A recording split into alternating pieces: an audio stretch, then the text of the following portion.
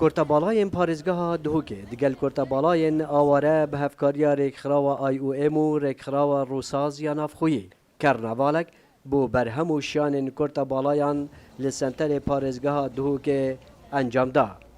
we nîşa hawlatiya dan û gotin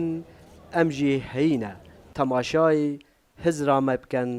nek temaşayê bejn û bala me. ام ساردف بیشین کرتبالا خودانشیان کرتبالان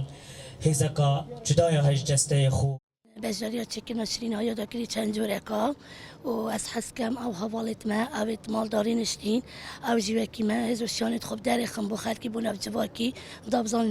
مز هزا هی بچین نف خلکی دا یعنی کار بکین وکی مروفیت آسایی دی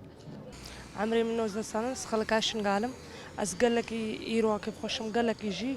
فعلي الوقا خد بينم وهال شغلن قال لك امجي الوقا في خلقي دي هموينا از قال لك كيف خوش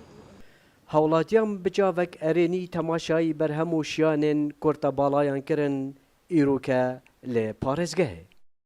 Em dibînîn kesên Kurtebala kesên xwedonşiyanin wekî her kesekî dî lê dibît pîçekê diberze bin lewma jî me gelek fer dît em bişên karekê wisa bikin çalakiyeke wisa bikin ev ke evan kesan bînîne di nav xelkî da û her kesek jî hêz û şiyanet we bibînît û bijîne hemî xelkê bijîne her civakekî ku ev kese jî tişên her karekî bikin tişên wekî mirovên siruştî her tiştekê wan bivê tişên bikin her harîkariyeke we bivê tişên bikin û pitinê pêtivî piştevaniyeke ne pitinê pêtivî hindê ne hindek kes harîkariya wan bikin û bînin bişên van kara bikin. Kurtebalayan peyameke dibêjin jiyan def me di cestek biçîk û dilek mezin ra derbas dibît.